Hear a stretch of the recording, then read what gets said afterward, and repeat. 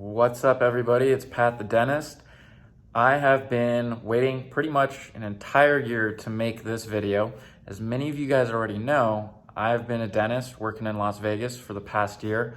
I graduated dental school in Detroit, but what I wanted to do with this video here is to basically give some advice for things that I like that I did this first year, things that I wish I knew, and just tips for new dentists, because at the end of the day, we're like deers in the headlight the moment we graduate and the moment we start working. So it's very, very important to get that proper footing and to hit the ground running the moment that you start work, because it's only going to delay your career.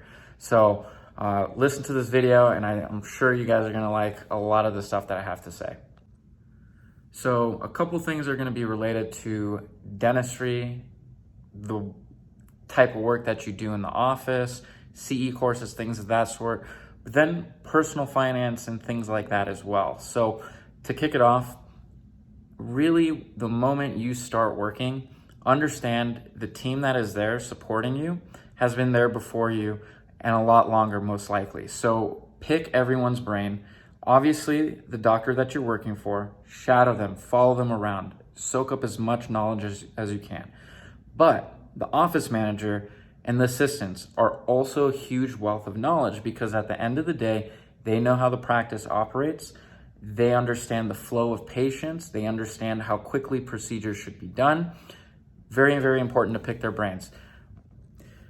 The moment you start working, your hand speed, your skill level is going to be very minimal.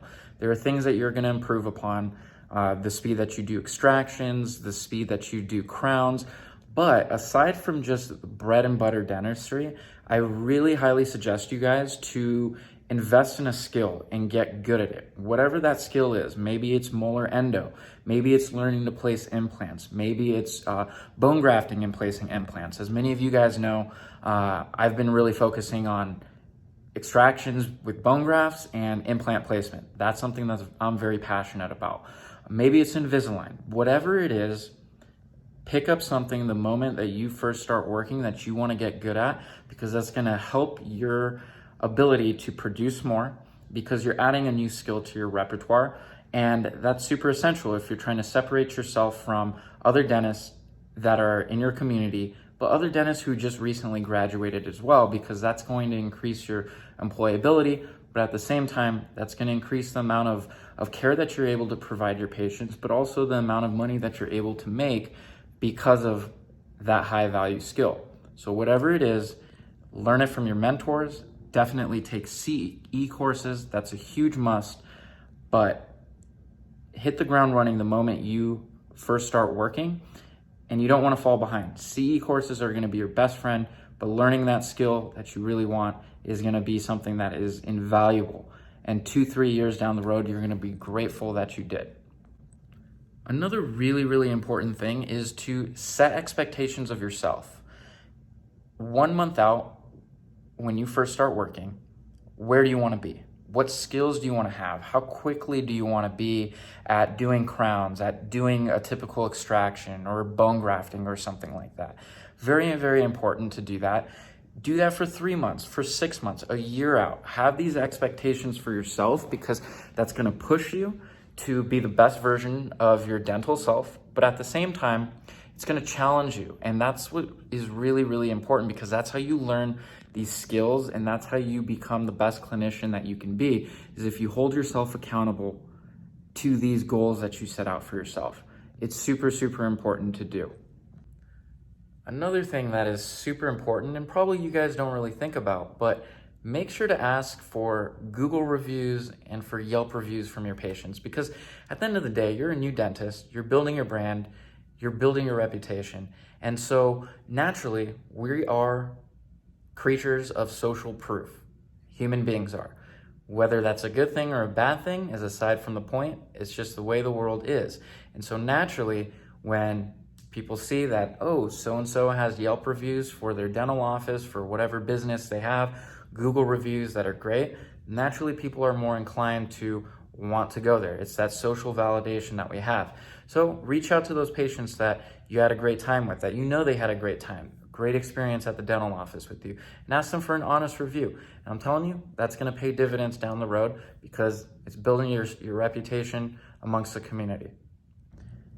This portion is financial, and very, very important that you guys listen to this, because as dentists, as doctors, healthcare providers, for some reason, when we graduate and we start making money, we have our DDS, DMD, MD, whatever doctor degree we have, we automatically think, now we know how to manage our money. That is the furthest thing from the truth. So I highly, highly suggest you guys start looking into ways to build your wealth. Read books like Rich Dad, Poor Dad.